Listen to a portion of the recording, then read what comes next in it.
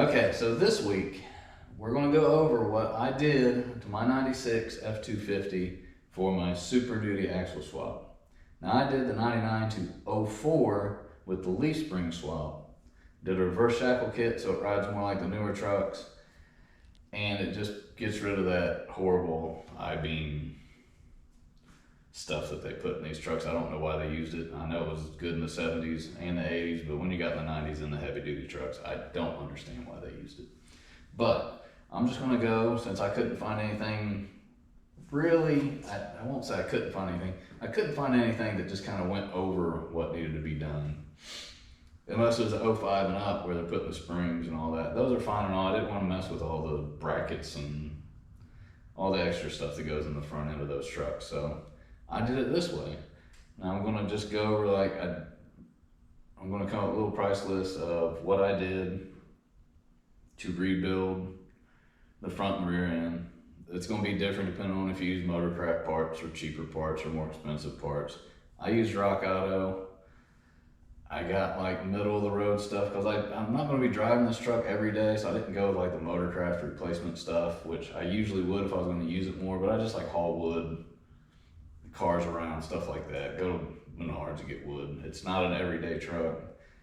If you're gonna do one and it's your everyday truck, I would probably go with a little more expensive parts. I've never had trouble with not Motorcraft parts, but I'm a stickler. I prefer to use the factory type stuff if I can get it. A lot of stuff you can't get Motorcraft, they just quit making it. So let's go down this list. I will make up a parts list and show you exactly, I won't say exactly, but pretty close to what I spent, because I have lost the receipts too, most of it, because it's been like 7 months to get to this stage.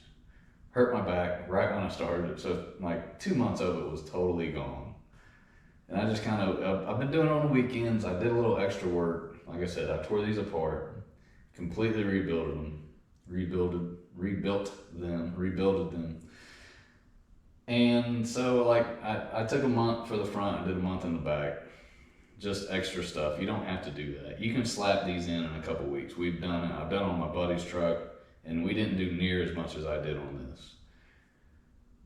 Now I do know that on his truck, we used the factory F250 96 springs on it. These axles perches are just a little bit wider, so you can pull them in and make them work. That way, it's just a little cheaper, a little less work. And so I'll just go under and I'll show you what I did. All right, so we are going to take a tour of this rear end. And what we're going to do is I'm just going to run over what I've done. I went with the PMF reverse shackle kit. I think it was $4.99. It might have been $5 something shipped. I'll have to look at it, and it'll be on the list. So rebuilt the whole thing. Took the front end cover off. Just checked it. Wasn't anything wrong with this truck in particular. The truck I got it from, it was rusty, so I've done a lot of scraping and sanding and painting and bending and torching, and it was pretty rough. But these are the factory shot springs off of that 2000 truck that I bought. PMF, like I said, reverse shackle kit, redid all the steering, obviously new stabilizer, all new brakes, backing plates, ball joints, rotors, bearings, anything you can think of. The only thing I didn't change was the U-joints in the axles because they were tight. I replaced all the seals on them. It was old. It was a Northern Ohio truck. If you're not from here, it's just a rust bucket when you get them. All new brake lines, like I said, rotors, calipers, everything's new. So I'm thinking that I have probably around $1,000 in the front, which isn't bad because I bought a donor truck and it had a running 7.3 in it, good transmission. By the time I scrapped it, sold the motor, sold the transmission, it paid for itself. I think I had $100 in it after that. So the axles, springs, and everything were pretty much free, not counting the work, obviously. So we'll take a little run right here, and we'll take a look. See, like I said, I got the PMF reverse shackle kit. It's a really nice little unit. It comes powder coated. You can get it bare, get it powder coated the way it is. It just bolts right in. It does not interfere with the bumper, which I was surprised. A lot of them you have to cut them out. You have to cut the bumper, and it kind of looks crappy to me. But so yeah, like I said, I put all new, rebuilt everything but the drive or the axles in it. Just, they were tight, they were in good shape. I still had to build a track bar. That will be one thing you do have to kind of make for these trucks, because the factory 2000 one is 36 inches, and this one's going to be like 33, so you can't just get a factory one and put it on there. I will show you the measurements and what I used on it when I get it. I'm going to have to order some heim joints to fit that, and then I'll make a bracket for the frame. It doesn't have to be super heavy duty, because it only has one back and forth. It's not like moving and getting pushed and pulled. Just new shocks. It's got the factory shock mount. You don't have to change any of that. Like I said, I put brake lines on it. The truck's pretty rough underneath. Just, it's had a pretty rough life. It's got the typical Ford leaks, but I did everything on it. I did everything. So let's go take a look, see at the back. All right, so here we are on the rear end. This was a little bit more time consuming, just because you do have to do a little bit more modifying, but not really. You do, but you don't.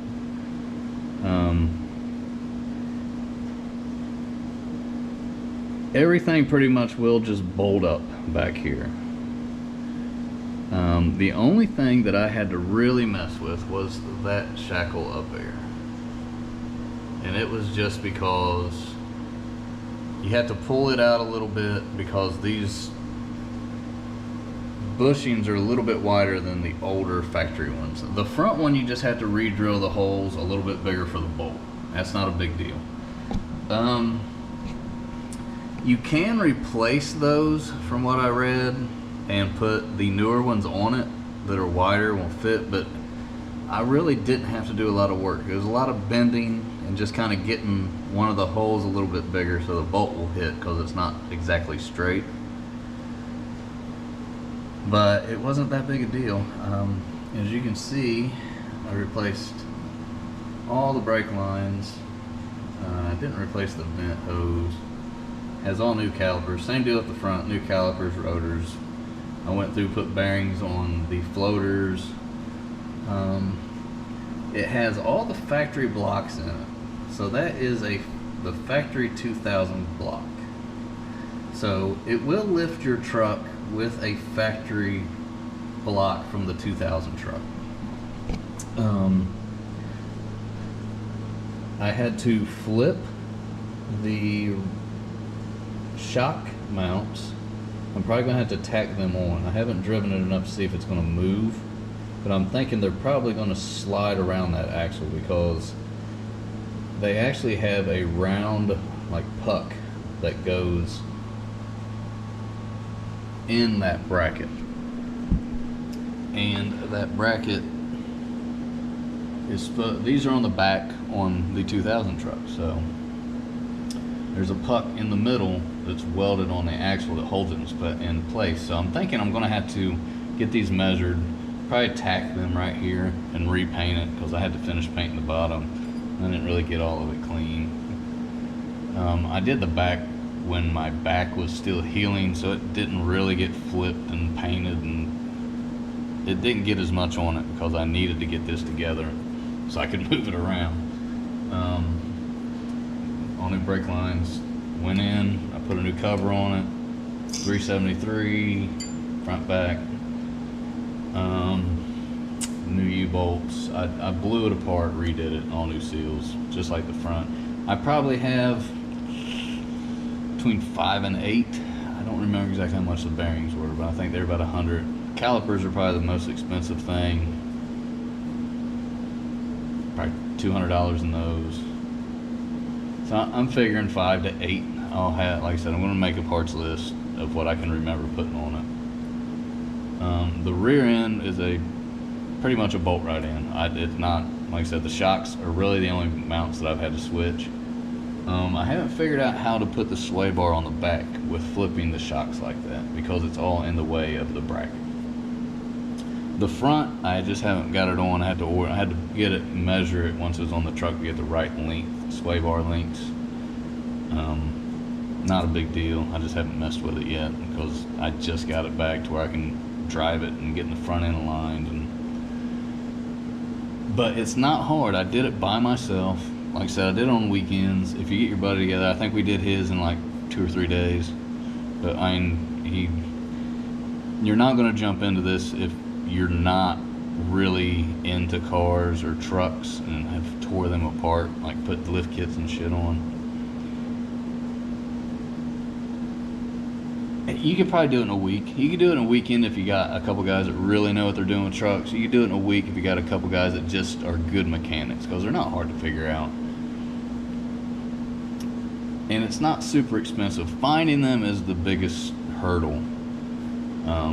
I wanted all the extra parts, is why I got the donor truck. You can find just sets of axles online, but I will warn you that in these trucks you need the front drive shaft out of the 2000 truck, because it has a... Okay, so like I mentioned, on the front drive shaft, that they're pretty much the same, and they're a little bit different. Like, you know, this is built a little different than that. Basically the same drive shaft all the way till you get back here. Now this is the knuckle I'm talking about. It gives you just that extra little, especially if you have a lift kit. I'm not really sure that you need it so much. Like, this is just stock. It has a 2.5 inch lift on the front because that's the only way you can get that reverse shackle kit.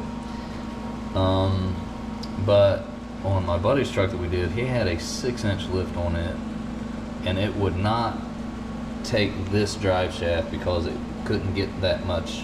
It bound up compared to this one that has this extra U-joint in it. So that's what I'm referring to when I say you need the front drive shaft, because we found out the hard way that this one will bind up if you have any kind of probably fore and uplift, but this one won't because of that extra U-joint. Gives it that extra travel in it. Okay, so that's where we're at with this truck. I just wanted to run through it, give you a simple rundown of what it kind of takes to do this to these OBS Ford trucks. I'll throw the rims and tires in, price list. I think I got 1,100 in tires. I found the rims on Craigslist, or not Craigslist, but Marketplace for, I think, $150. Came with the center caps. They're a little dirty, but they'll clean up good. The rims are actually in really good shape.